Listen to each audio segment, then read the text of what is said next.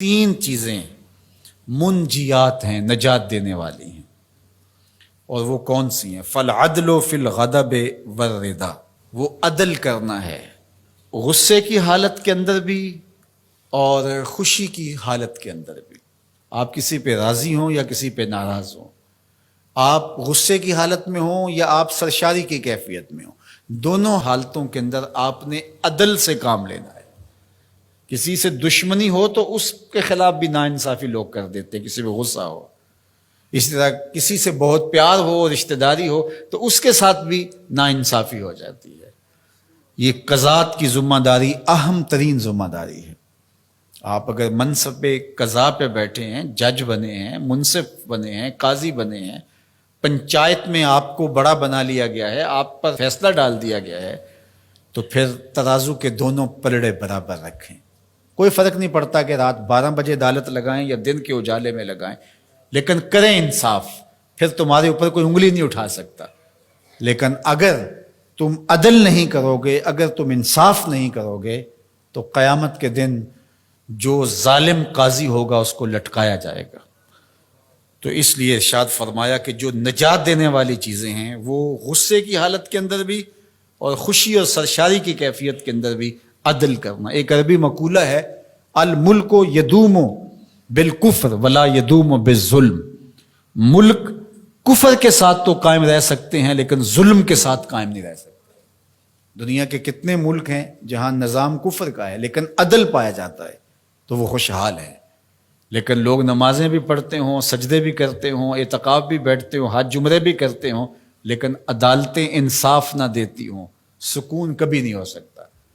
عدل انصاف اگر قائم ہے تو ملک طمانیت کے نور سے مالا مال ہوتا ہے، ملک ترقی کرتا ہے، ملک آگے بڑھتا ہے، اور معاشرہ پرسکون ہو جاتا ہے اگر عدل و انصاف کا نظام موجود ہو۔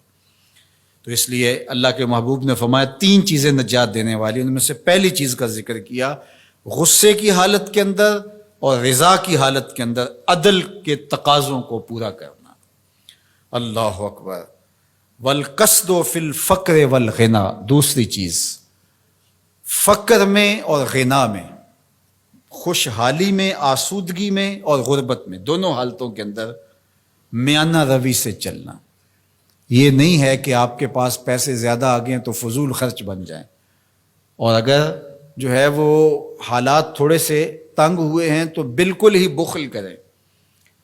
دونوں حالتوں کے اندر میانہ روی کے ساتھ چلنے والا کبھی کنگال نہیں ہوتا۔ اللہ اکبر۔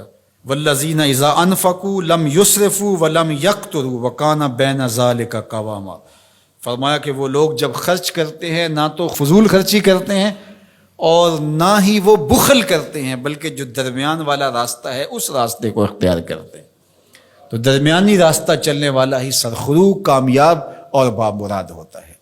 اس لیے دونوں صورتوں کے اندر ارشاد فرمایا کہ میانہ روی کرنا۔ وخشیۃ اللہ فی السر والعلانیہ، اعلانیہ بھی اور مخفی بھی، دونوں حالتوں میں اللہ سے ڈرنا، یہ نجات دینے والی چیز ہے۔ جو لوگوں کے سامنے اللہ سے ڈرتا ہے اور مخفی جگہ پر جا کر کے اللہ سے نہیں ڈرتا تو وہ اعلانیہ طور پہ ریاکاری کر رہا ہے، اللہ سے نہیں ڈر رہا۔ تو مخفی طور پہ بھی اللہ سے ڈرے اور اعلانیہ طور پہ بھی اللہ سے ڈرے۔ ان الذین یخشون ربہم بالغیب لہم مغفرۃ واجر کبیر، جو اللہ تعالیٰ سے بن دیکھے ڈرتے ہیں، اللہ جل شانہ نے ان کے لیے مغفرت بھی رکھی ہے اور بہت بڑا اجر بھی رکھا ہے۔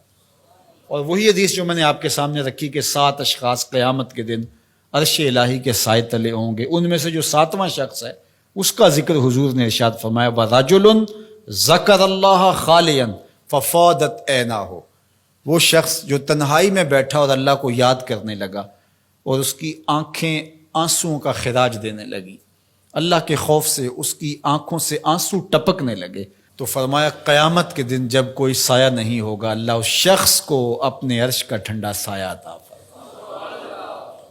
تو لوگوں کے سامنے آنسو بہانا اور تنہائی کے اندر آنکھوں کو نوری نصیب نہ ہو تو یہ ریاکاری ہے، اور ریاکاری تو ایک ایسا جرم ہے، ایک ایسا گناہ ہے جس کو شرک اصغر کہا گیا۔ کسی گناہ کو شرک نہیں کہا گیا سوائے ریاکاری کو۔ تو ریاکاری کو شرک اصغر کہا گیا ہے۔ تو اعلانیہ طور پہ بھی اللہ سے ڈرو اور مخفی طور پہ بھی اللہ سے ڈرو، لیکن اگر خلوت اور جلوت میں فرق ہے تو یہ بدترین صورتحال ہے۔